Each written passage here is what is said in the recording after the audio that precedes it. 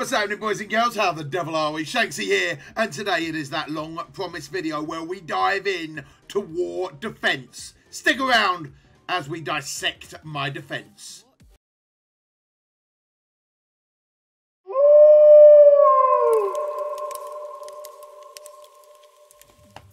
Yo, what's going on, boys and girls? How the devil are we? What is cooking, good looking, and all that jazz? Today, we are going to be going in to war defense, going through all of my teams and why I use them. But we're also going to try and do a bit more of a route, what you should be looking for when you're building up your defense teams. Because keep in mind, guys, not one shoe fits all. You might not have the red stars or anything to make that team viable, but there are some nuggets that you definitely want to be investing in heavily. And then there's some, like, maybe slots that you can move around a little bit depending on your roster. So, without further ado, let's have a little look-see. So, we are based in the barracks. Now, again, where you are based also depends on how hard you really want to go on defense. Flight decks, for example, don't need as heavy defense as a core room. A core room being the barracks, the armory, the med bay, or the, I think it's the hangar, I believe, that, or is it the cargo bay? Yeah, the hangar. The hangar. So basically, any room that applies a positive effect throughout the place is a much, much bigger room than anything else, right? So, for example, engineering could quite easily be there at our hangar instead, right? And I think that would actually be a much smarter move if we move that engineering around. However, with engineering there, it is boosting up the hangar there, and it is also boosting up the bridge there.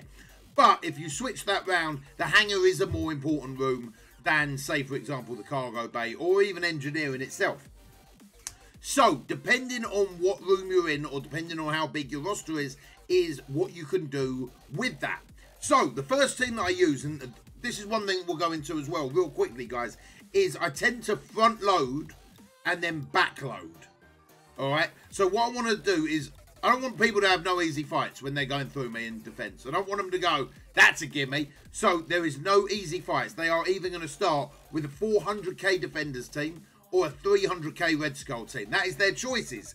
Then it's going to go into a 300k Brawlers team. Then it's going to get a little bit easier for them on this fourth spot. They're going to get the Kree. It's a bit of a gimme, right? But it's no easy win. This team can get some wins because people underestimate it.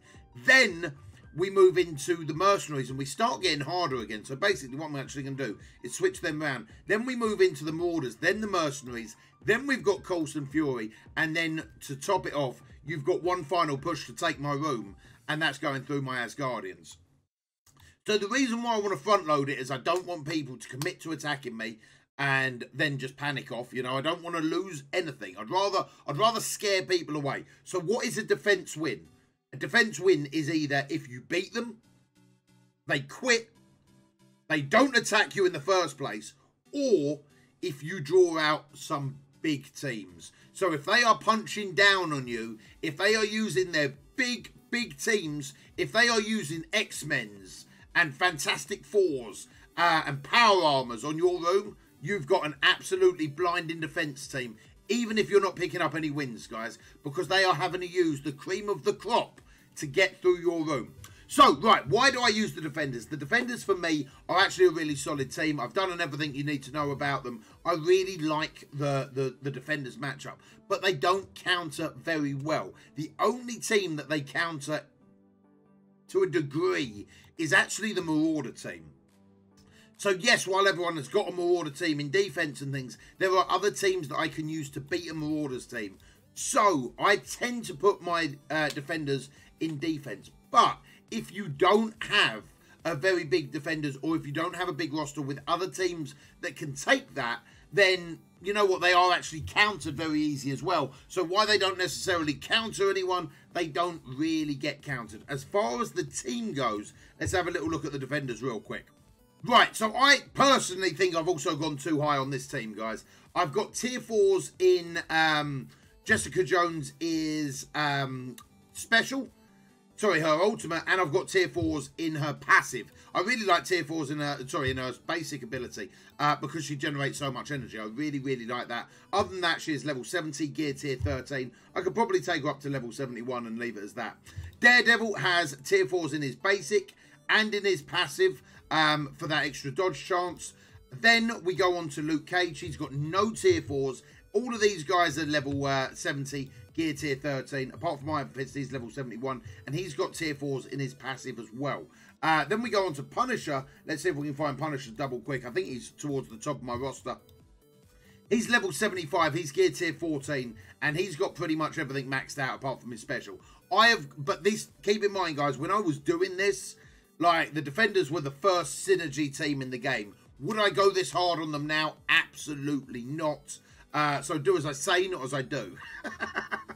So it's a solid defense team. Does it bring out, does it get me many wins? No, it doesn't. It doesn't get me a huge amount of wins. But because of its size, no jokes, please. It's a family-friendly video. Because of its size, it does bring out some very, very good attack teams where people basically overestimate my defenders. And if they don't overestimate my defenders, they tend to underestimate them, and that's where I pick up a win. So in my mind, this defenders team is absolutely beautiful there, because we either see very big teams come out to play, or we get an easy win because people just underestimate it.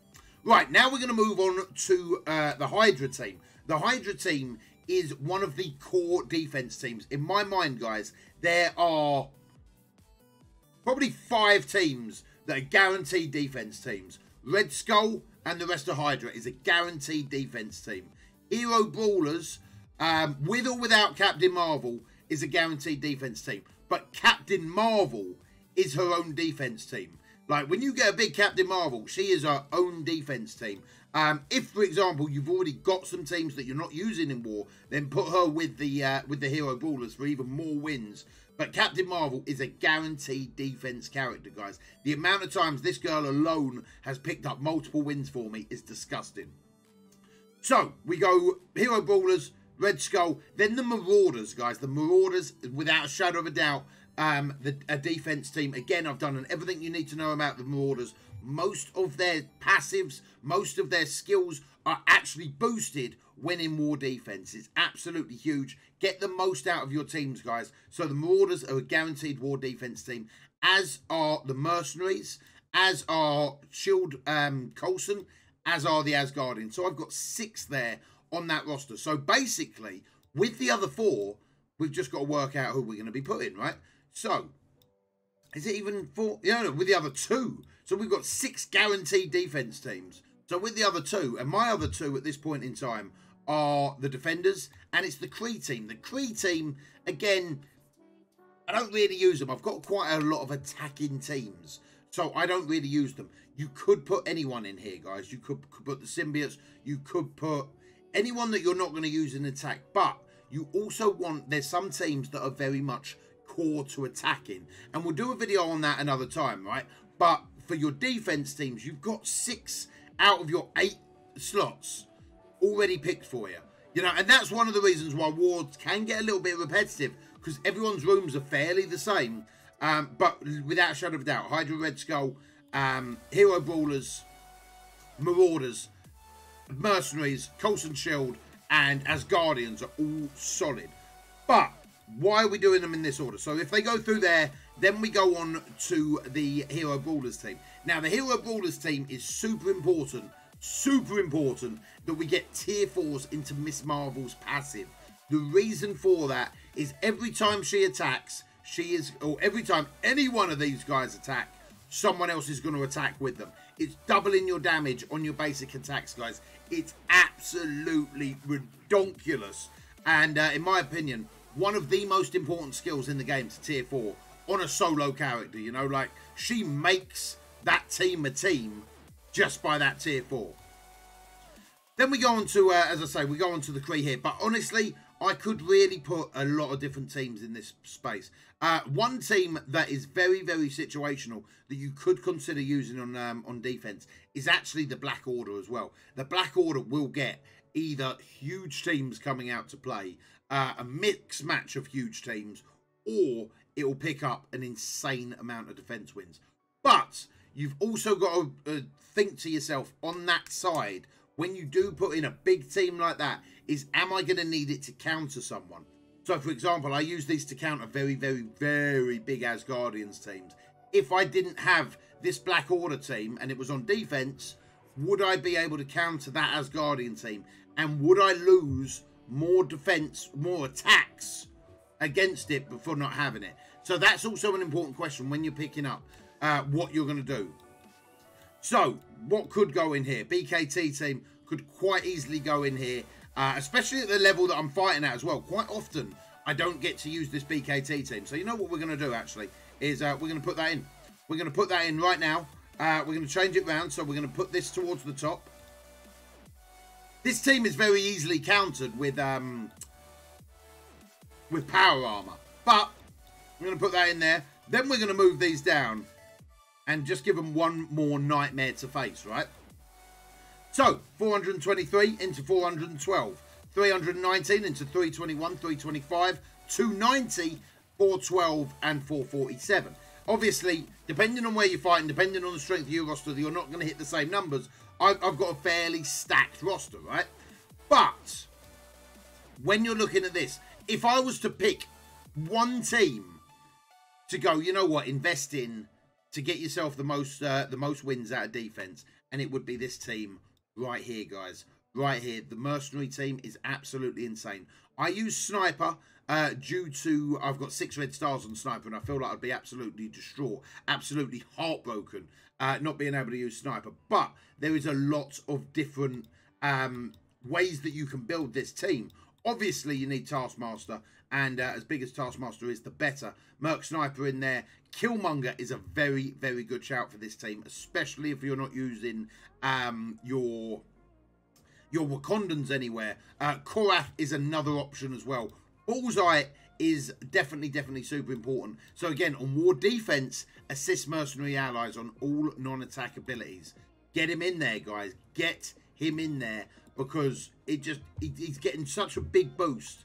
And he does put out a decent amount of damage as well. Unfortunately, I've only got 3 red stars on him. I wouldn't mind making him a little bit higher. Merc Lieutenant, in my mind, is a guaranteed on that squad. So what I would recommend is Taskmaster, Merc Lieutenant, Merc Riot Guard, Bullseye, and then really where you want to be sitting. I go Sniper, but you could quite easily go Killmonger and then Korath, sorry.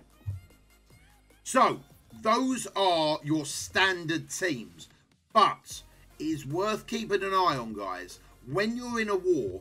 And I don't know if I can pull this up now because we're not yet in a war, but when you're in a war, have a look what either your teams are struggling against. So you know when you come up against one of them weird makeshift teams and you're like, oh man, I really struggled against that. Don't be afraid to try it in the next war. You know, this is what it's all about, trying it in the next war. So for example, this last war, right? I thought we won this last. Oh, no, I barely played in that last war. So this last war, Garuda Skyforce, shout out to them. 13 defense wins. 13 defense wins. Have a look. Find out what room he's in and have a little look on what he's getting those wins with. And if you've got those type of characters and you know how much you struggled against them, don't feel shy to experiment, to try new things, guys. So we're going to be going into a war in the next, I think, couple of hours, right? What I will do is that will be the next episode of SHANKSY Strikes. We will also go through all of those defense wins and see what teams are picking up the biggest wins, and then see if we need to experiment. So never be afraid to experiment. But that basically is my core setup.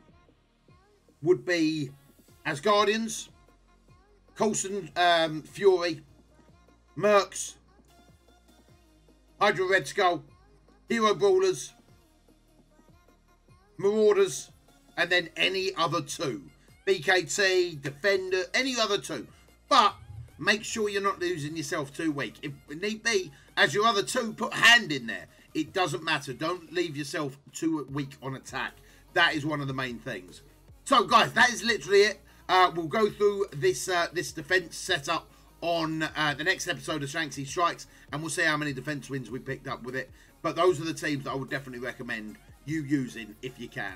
Guys and girls, that is it for me today. I hope you've enjoyed the video. If you have, give it a thumbs up, leave a comment down below, hit that subscribe button. We are putting out daily Marvel Strike Force content at the moment. And we've just hit past 4,500 subscribers.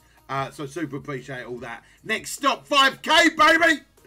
Discord links down below, live stream links down below, all that type of good stuff. But until next time, be smart, be strong, be safe, and I'll see you on the flip side. You take it easy, Commanders.